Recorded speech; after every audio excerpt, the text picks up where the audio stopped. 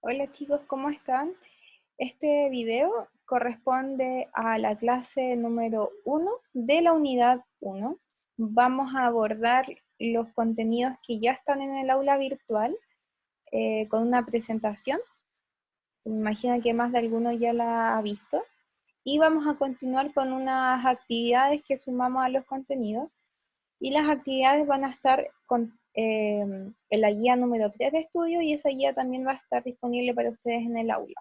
La idea es que puedan estudiar esta clase y cuando nos toque conectarnos a través de la plataforma Zoom, ustedes puedan resolver dudas que les hayan quedado con respecto a las actividades y los contenidos que hemos trabajado de la unidad 1.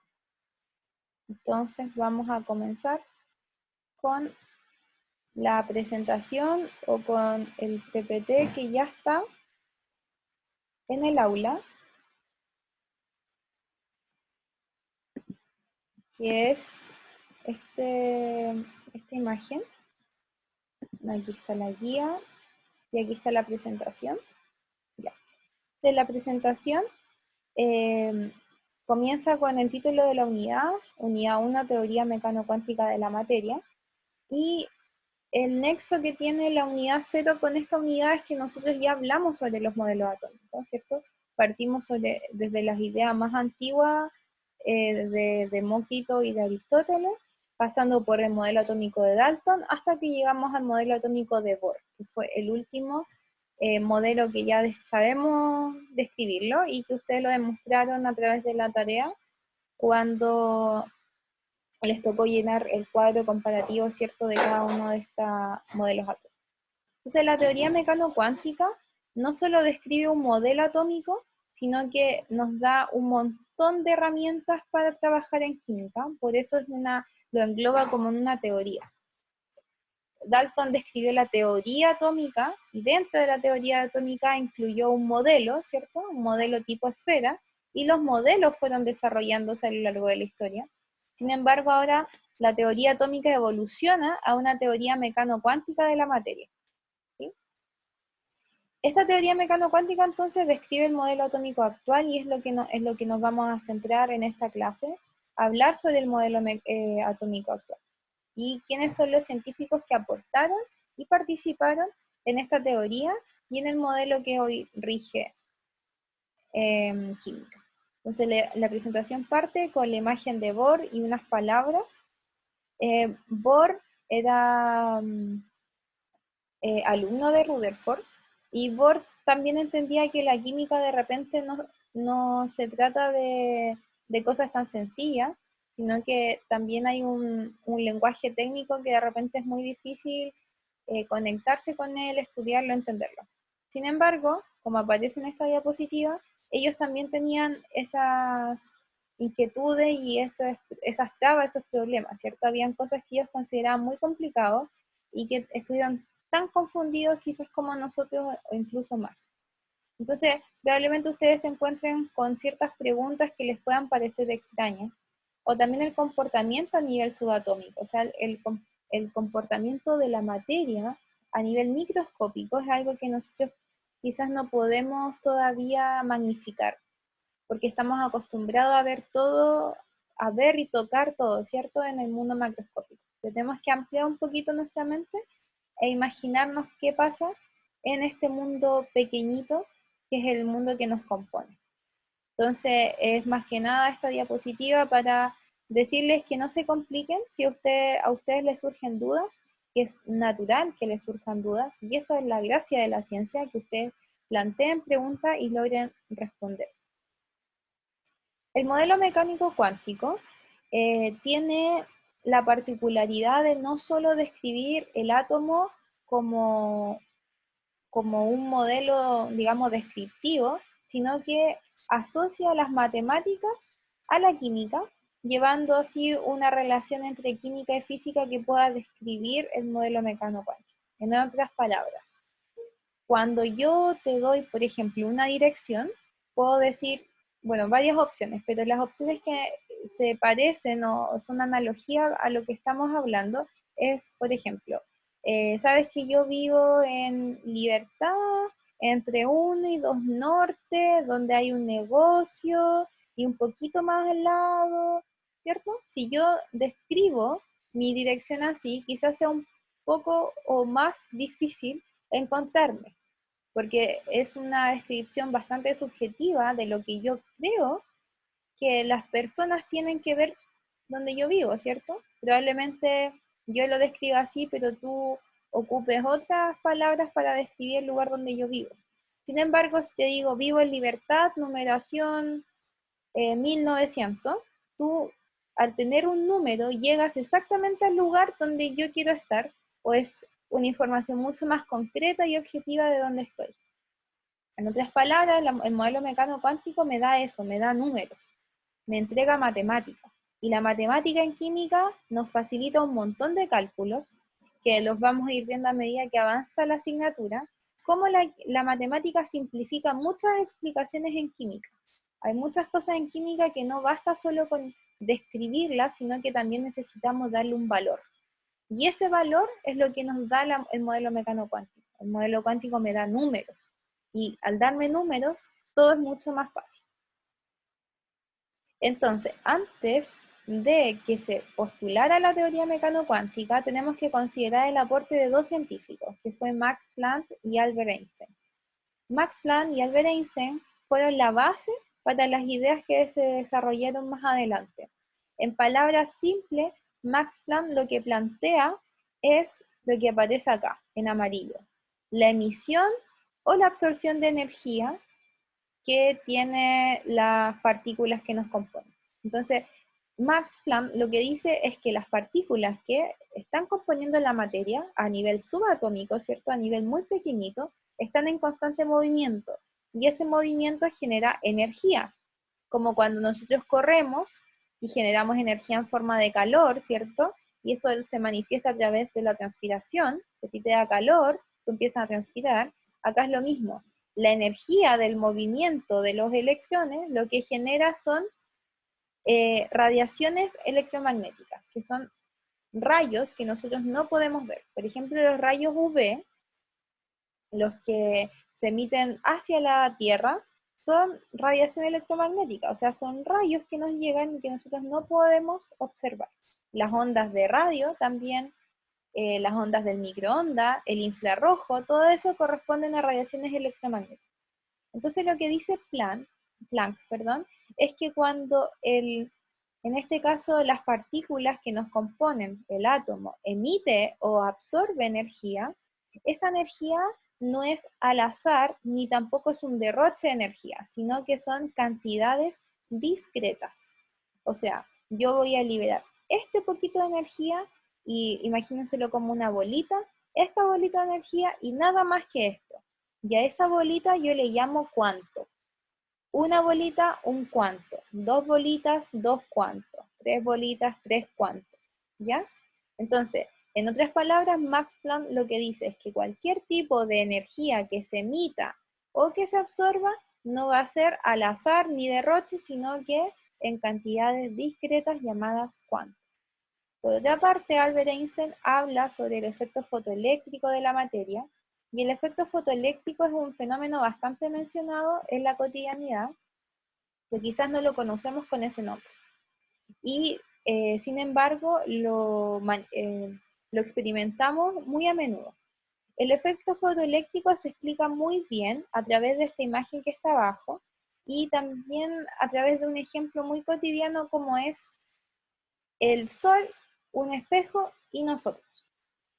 En otras palabras, cuando nos llega energía del sol, o sea, viene radiación del sol, que estaría representado por estas ondas con punta de flecha, e inciden o tocan o chocan con cualquier material, puede ser con fierro, con madera, con vidrio, con lo que sea, adentro de este material vamos a encontrar átomos y por supuesto electrones que se simbolizan con estas cargas negativas, y estos electrones van a desprenderse de ese material y se van a manifestar en forma de luz.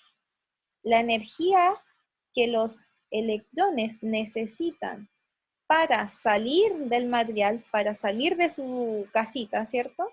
Se va a emitir en forma de energía lumínica. En otras palabras, si el Sol manda estos rayos y choca con un vidrio, por ejemplo, ¿qué pasa cuando el reflejo del Sol llega a un vidrio? A nosotros nos llega una luz, ¿cierto? Una luz que molesta muchas veces si te llega a la cara. Ese reflejo, esa luz, es la energía que están emitiendo los electrones que están siendo liberados del vidrio. Entonces, rayo de luz desde el Sol, o sea, rayo electromagnético, ¿cierto? Que no lo vemos, choca con el vidrio y el vidrio desprende electrones y la energía que necesita para desprender esos electrones se manifiesta en forma de luz. Por eso es fotoeléctrico, efecto foto de luz y eléctrico porque los que están emitiendo esta luz son los electrones. Nuevamente, Einstein habla de fotones de energía, o sea, de cosas definidas. No es que el electrón irradie toda su energía, sino a nosotros nos llegaría tremendo rayo de luz, ¿cierto? Sino que son fotones, o sea, también podemos imaginarlo como pelotitas de luz que son definidas, al igual, o sea, en conjunto con las ideas de Max Planck. Entonces, Max Planck, Einstein y las ideas antiguas de Rutherford hicieron que Bohr planteara el modelo atómico que está en esta imagen y que nosotros ya conocemos porque lo estudiamos en la unidad 0. Este modelo atómico nos dice que tenemos un núcleo, ¿cierto? Un núcleo, vamos a poner aquí el núcleo porque no se ve. Entonces, tenemos un núcleo denso que conserva la mayor masa del átomo, que está compuesto por protones y neutrones, y alrededor tenemos órbitas, ¿cierto? La palabra órbita es importante en esto. Tenemos órbitas circulares definidas que van desde, o representan niveles de energía, ¿cierto? Van desde el menor nivel, que es el 1, avanzando y llegan hasta el 7. Hay 7 niveles de energía descritos por Bohr. Y lo que dice Bohr, en otras palabras, es que si un electrón que pasa de un estado de energía a otro, o sea, salta del 1 al 2 o del 2 al 1, tiene que emitir o absorber energía, ¿cierto? Porque para saltar nosotros también necesitamos acumular energía, ¿verdad? Entonces, ¿cuál es la condición de Bohr? Mientras más cerca del núcleo, más estable me siento, más tranquilo estoy. Por lo tanto, no necesito tener mucha energía acumulada. Entonces, si yo voy acercándome al núcleo, la energía la voy a ir liberando. En cambio, si quiero alejarme del núcleo, la energía tengo que ir absorbiéndola. O sea, necesito fuerzas para saltar del 1 al 2 o del 2 al 3, pero libero mis fuerzas, ¿cierto? Libero energía cuando salto del 2 al 1 o del 3 al 2, o un salto grande puede ser del 4 al 1 directamente, ¿ya? Esa energía que yo necesito absorber o emitir es lo que dice Einstein con respecto a los fotones. A eso se refiere con un fotón. Esta energía entonces vendría siendo el fotón del que habla Einstein, que está definido obviamente por una fórmula, ¿cierto? Que no nos interesa la fórmula, solo la idea de Einstein. Y este fotón es el que nosotros vemos entonces como un rayo de luz que nos molesta en el ojito, por ejemplo, si nos llegara el reflejo en el ojo. ¿Sí? Entonces aquí en amarillo está muy parecido la descripción del modelo atómico a lo que ustedes ya tienen en la guía de estudio, número 1, número 2 y aparte lo que ustedes lograron en la tarea. Entonces vamos a avanzar. Vamos entonces con qué pasó después de Bohr. El modelo propuesto por Bohr explica el origen de los espectros atómicos, de manera correcta, ya que el electrón solo puede absorber o emitir energía en formas de ondas electromagnéticas al pasar de un nivel de energía a otro. En palabras más sencillas, lo que ya describimos. El electrón, entonces, ¿cierto? Vamos a hacer aquí como una especie de dibujito. Entonces, el electrón, que lo vamos a simbolizar con esta pelotita, puede necesitar energía, o sea, puede absorber energía o puede liberar energía. Y la forma en que libera esta energía Esta energía la libera en forma de luz, ¿cierto? Y esa luz es lo que nosotros llamamos un fotón. Eso es, en palabras sencillas, cierto que se ve aquí como un solcito, pero es un fotón. Entonces, lo que dice este texto es que Bohr tenía razón. Efectivamente, los electrones, gracias al descubrimiento de Max Planck y Albert Einstein, se comportan de esta forma. Además, el modelo atómico de Bohr entrega una explicación razonable con respecto a por qué los electrones no se precipitan sobre el núcleo. O sea, Bohr dice, cada nivel tiene un máximo de electrones y no va a colapsar esta interacción porque el núcleo no lo va a permitir. O sea, tienes un nivel y ahí te tienes que quedar, y si quieres acercarte o alejarte de mí, tienes que pasar por los otros niveles, ¿cierto? No hay un colapso, o sea, no es que los electrones vayan por atracción hacia el núcleo y se acerquen y estén todos cerca, sino que él le da una explicación a que los electrones tienen un lugar definido en el espacio. Sin embargo, este modelo tenía una limitación. Eso quiere decir que a pesar de que las ideas eran muy buenas, había ciertas cosas que no funcionaban o que no coincidían con los procesos físicos, no coincidían con las teorías físicas y por lo tanto había que modificarlo. Entonces dice, este modelo de Bohr es correcto, pero para el átomo de hidrógeno. Y el átomo de hidrógeno es el átomo número 1 de la tabla periódica, que como me imagino que ustedes ya lo conocen, tiene un electrón y un protón. Por lo tanto, este elemento cumple perfecto con las ideas de Bohr. Sin embargo, hay elementos de la tabla periódica que no se pueden explicar con los fenómenos que decía Bohr. O sea, el tema de las órbitas que planteaba Bohr no eran factibles para otros elementos. Por esta razón nace un nuevo modelo, denominado modelo mecano-cuántico, que se suma a una teoría, porque la teoría tiene más información que solo un modelo atómico.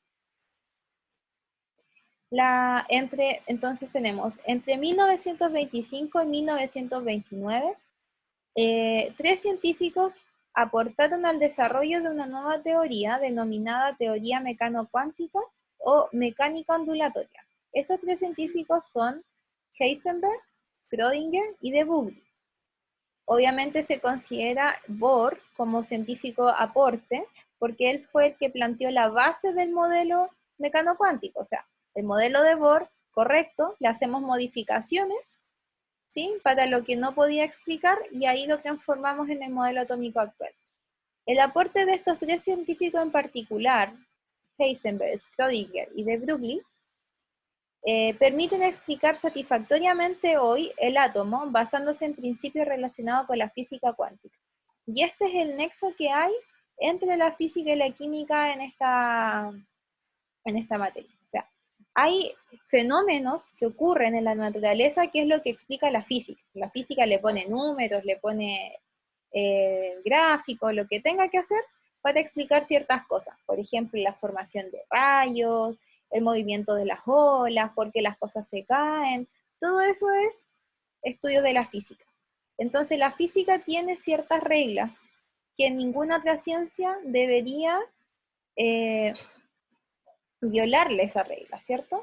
En cambio, el modelo atómico de Bohr sí lo hacía. Habían cosas que no se podían explicar. Entonces, la creación de este modelo cuántico permitió unificar las ideas de la física con las ideas que había en la química.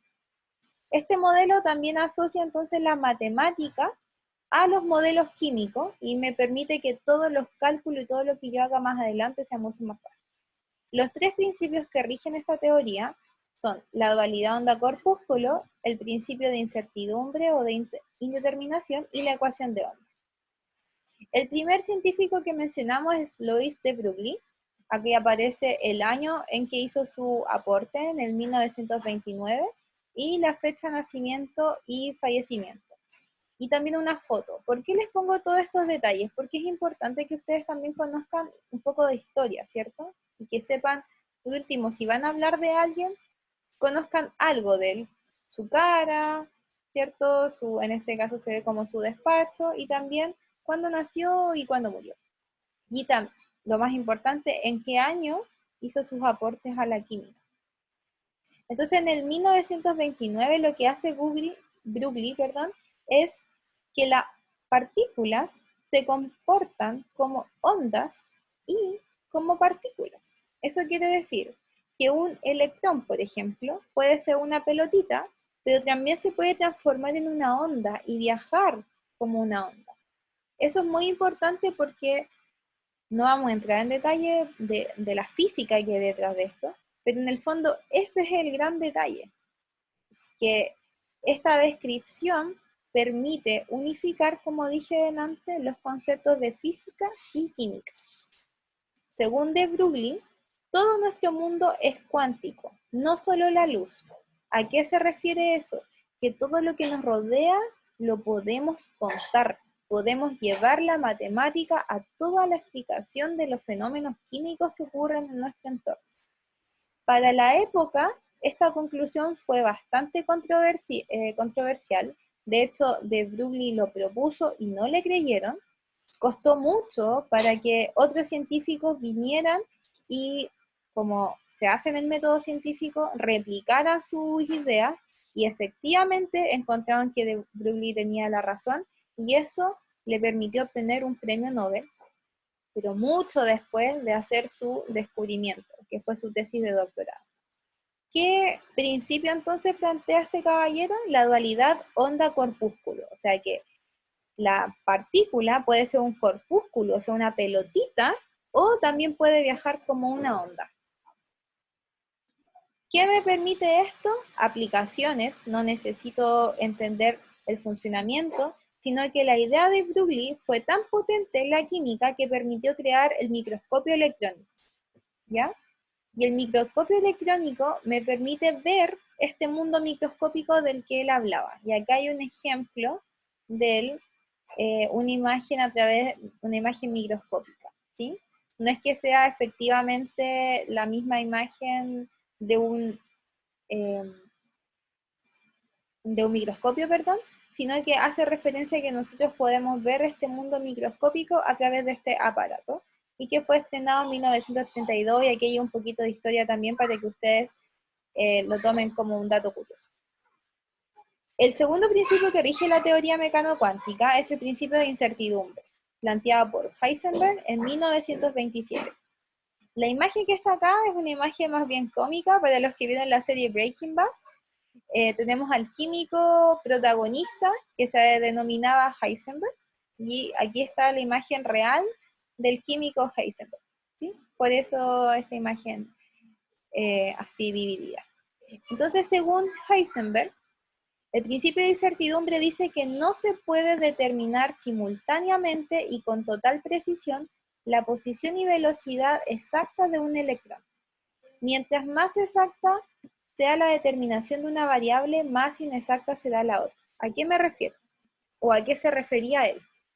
Tú necesitas encontrar, por ejemplo, un electrón dentro del átomo, pero tú no puedes determinar exactamente dónde va a estar y a qué velocidad va a estar, por ejemplo, corriendo. Yo no puedo decirte, ¿sabes qué? Tú en 5 minutos más vas a estar corriendo a una velocidad de 20 kilómetros por hora y vas a llegar a tal parte. Entonces, si yo doy esos datos, voy a ir a buscarte y te voy a encontrar.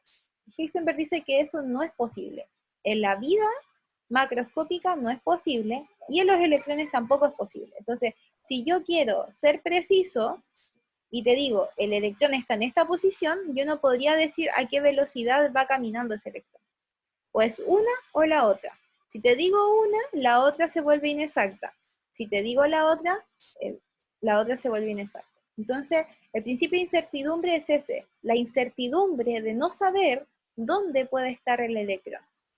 Este electrón, que es pillo porque se puede mover como una pelotita o también puede avanzar como una onda, como lo que decía el efecto fotoeléctrico, ¿cierto? O lo que decía Max Planck. Puede ser una onda de energía o puede ser una luz de energía. Ahí está la dualidad onda-partícula. Acá abajo agrego nuevamente un poquito de dato curioso y habla sobre la vida como científico de Heisenberg. Y como dato curioso, este caballero tuvo que participar en las investigaciones sobre energía nuclear de Hitler fue la condición para que lo pudieran sacar del campo de concentración al que fue llevado en la Segunda Guerra Mundial. Y finalmente terminamos esta presentación con la ecuación de onda de Schrödinger. Esta cosa matemática que aparece acá que da miedo, simplemente lo que tenemos que saber es que es una solución a todos los planteamientos que han hecho hasta el momento. Schrödinger lo que hace es poner definitivamente los números para encontrar un electrón. Entonces, ¿qué hace? Esta ecuación da la probabilidad de encontrar un electrón en un punto determinado del espacio, denominado orbital. Entonces, estábamos con la teoría atómica, o sea, con el modelo atómico de Bohr, que hablaba de órbita, que eran círculos concéntricos definidos, o sea, en ese círculo, ahí está el electrón. Eso es lo que dijeron Bohr, está incorrecto, eso no se puede determinar. En conjunto, estos tres principios lo que dicen es que alrededor del núcleo hay, imagínenselo como un fuego artificial, hay un espacio, ¿cierto? Hay orbitales, es como una distribución donde yo podría encontrar un electrón. Y si tú sigues mis indicaciones matemáticas, encuentras la probabilidad de hallar ese electrón. Entonces, en otras palabras, mira, ¿sabes qué? Tú vives en, no sé, yo vivo en Concón, ¿listo? Entonces, la probabilidad de que tú estés en tal parte de Concón, yo te la podría decir con una dirección y un número, pero es una probabilidad. Puede que en ese momento no estés, y puede que en otro momento sí estés. Esa probabilidad donde encontremos un electrón, ese espacio se llama orbital. Entonces, ¿qué hace este modelo? Evoluciona el concepto de órbita a orbital, y el orbital es entonces un espacio donde yo encuentro donde yo tengo la probabilidad de encontrar un electrón, y esos son números, y esos son los números que vamos a calcular dentro de esta unidad. Abajo aparece un experimento clásico de Schrödinger, que es lo que lo hace más conocido, y es el gato de Schrödinger. La tarea para ustedes que puedan averiguar, solo como dato curioso para que podamos participar de la clase y aprender más cosas, y anotar en su cuaderno qué es el experimento del gato de Schrödinger.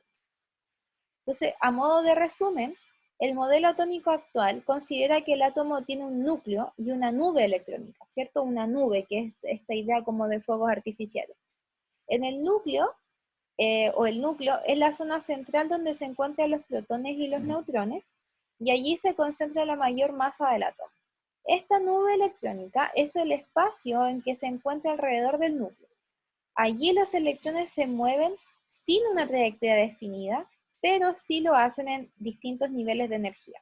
O sea, Bohr tenía razón en los niveles. O sea, tenemos un nivel principal donde estamos más cerca del núcleo y cada vez nos alejamos más, pero no giran en círculo de forma definida, sino que se distribuyen de una forma que no sabemos la trayectoria, pero que gracias a la ecuación de onda de Schrödinger podríamos encontrar la probabilidad de hallar un electrón.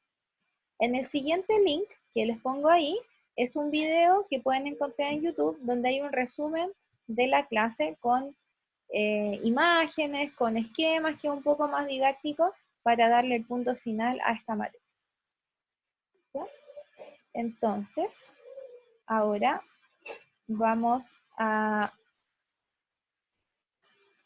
compartir la guía, que es lo que tienen que hacer para la próxima clase.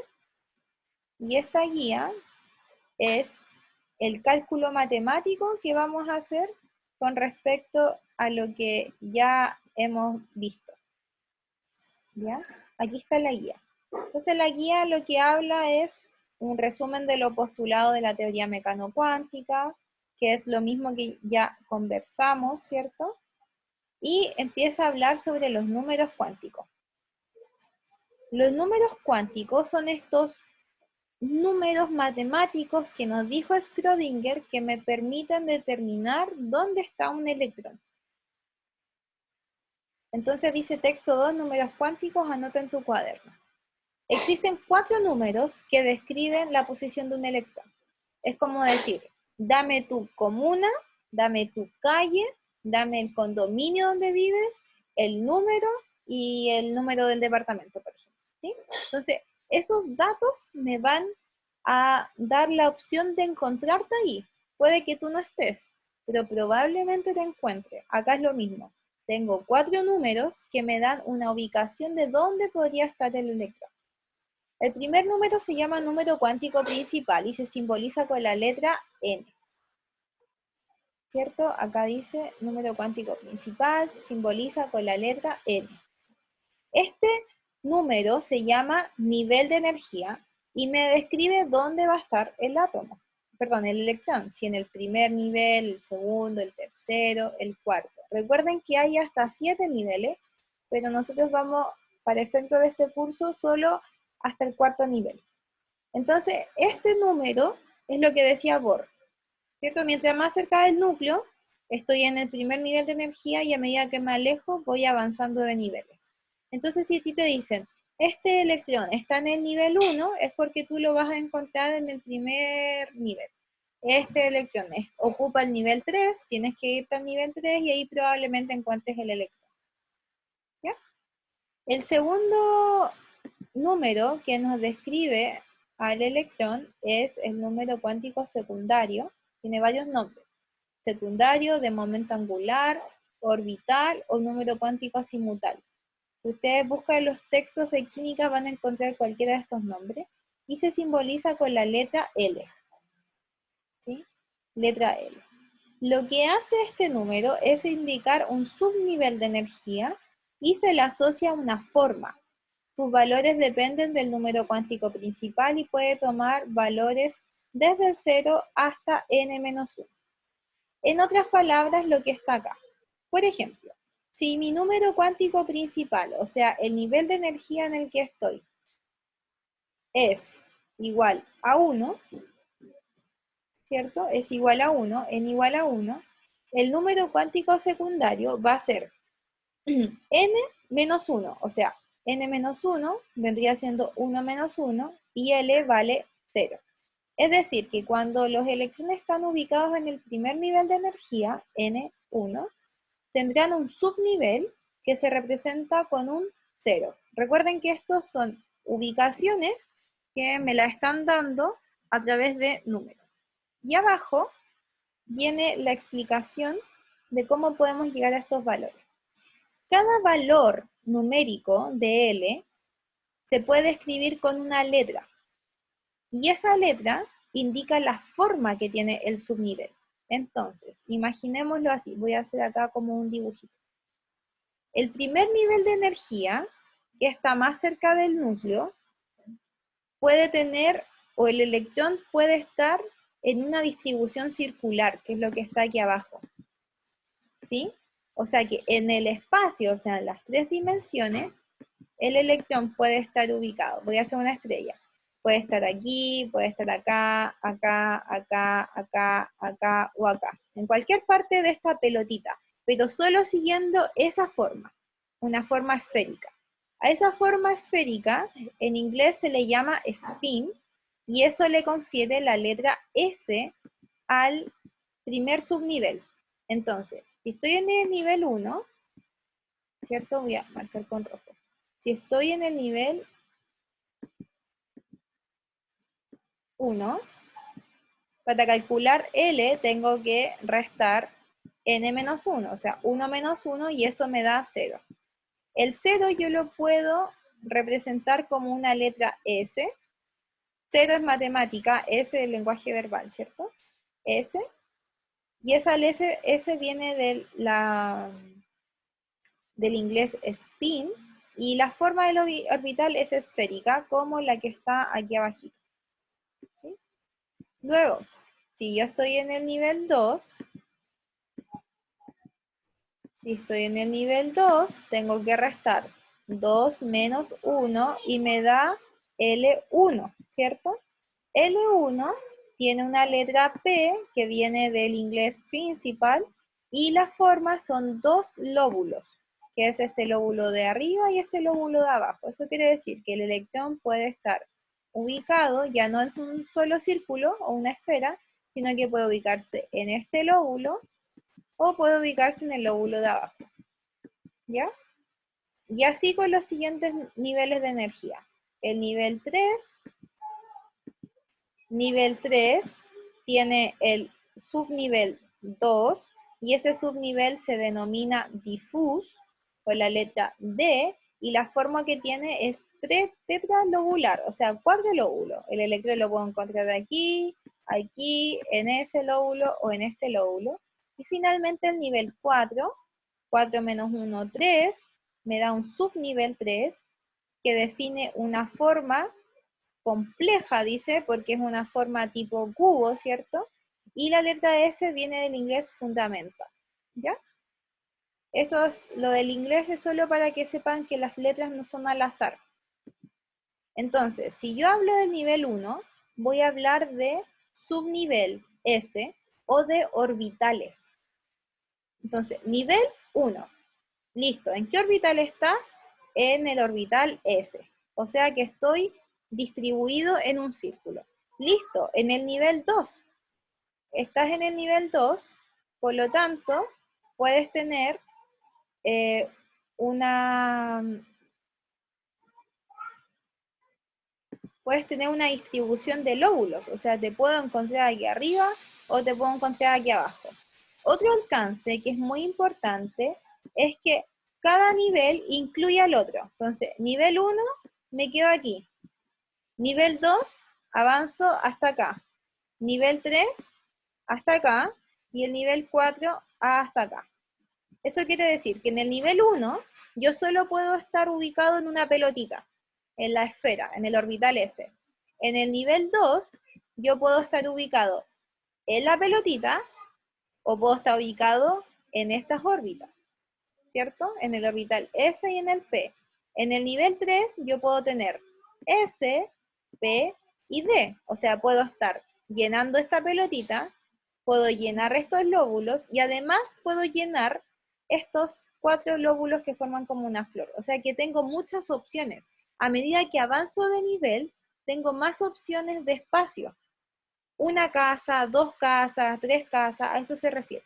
En el nivel 1, una casa. En el nivel 2 tengo la casa pelota y la casa lóbulo. En el nivel 3 tengo la casa pelota, que sería S, la casa 2 lóbulos, que serían el P, y la casa 4 lóbulos, que sería el D. Y lo mismo para el nivel final. Tengo 4 casas donde me podría ubicar en el cuarto nivel. ¿Ya? Ese entonces número cuántico se llama número cuántico secundario. Tú le puedes poner un número y a cada número entonces está asociada una forma. Avancemos. Nos queda ver el tercer dato que nos entrega la ecuación de Schrödinger y es el número cuántico magnético. Y el magnético se simboliza con una letra M. Y lo que me dice es la orientación del orbital. Entonces, si yo soy un electrón que está en el nivel, por ejemplo, 2 de energía, puedo estar en una esfera, ¿cierto? En el orbital S, o puedo estar en el orbital P. Y el orbital P son 2 lóbulos, ¿cierto? Era uno arriba y uno abajo. Yo puedo tener los lóbulos así, puedo tener los lóbulos horizontales, o puedo ver los lóbulos en diagonal. Esa orientación, todas las orientaciones posibles que tienen estos orbitales, es lo que me da el número magnético.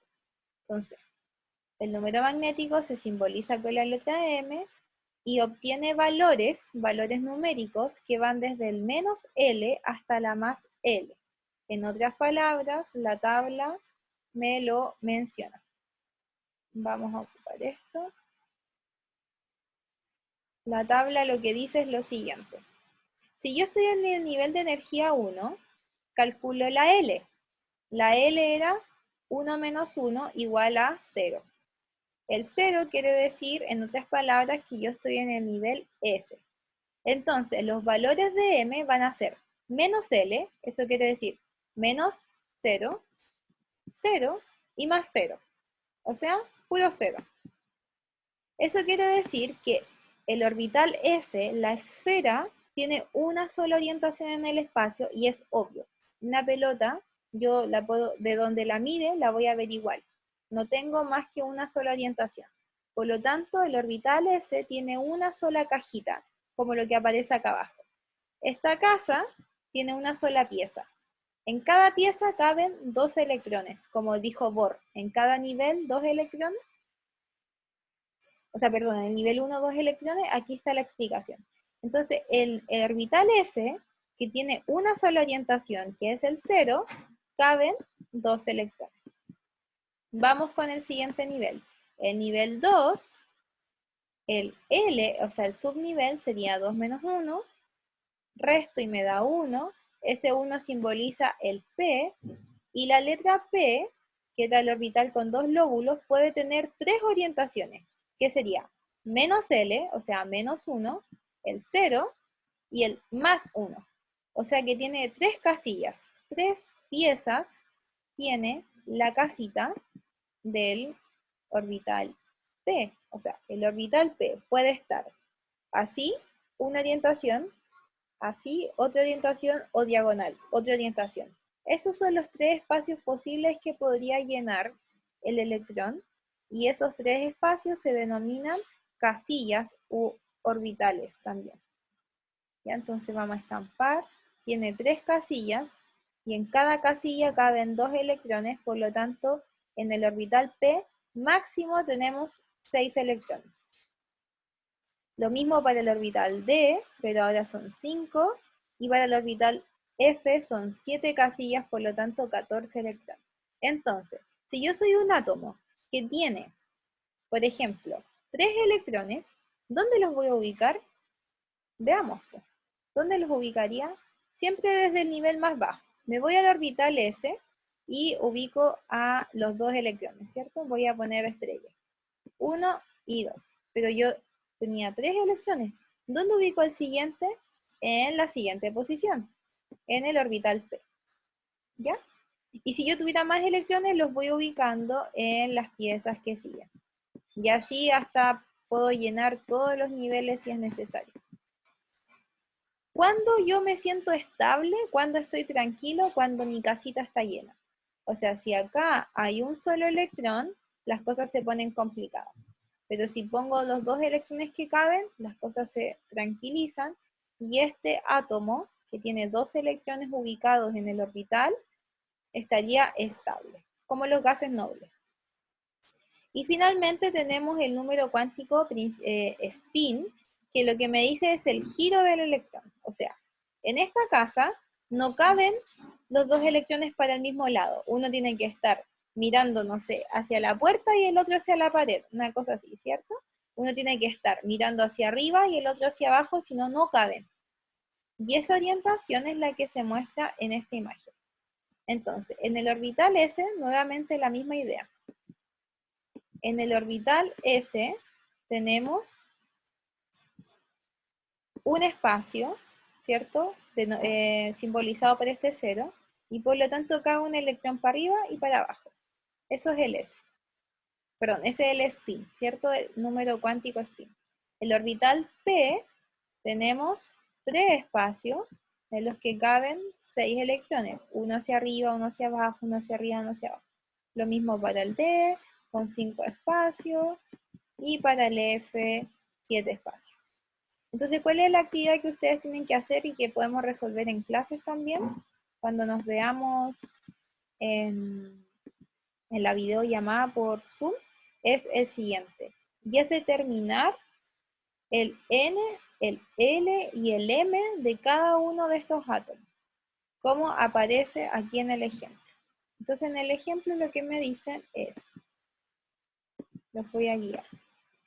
Tengo el nivel 1 y el subnivel S.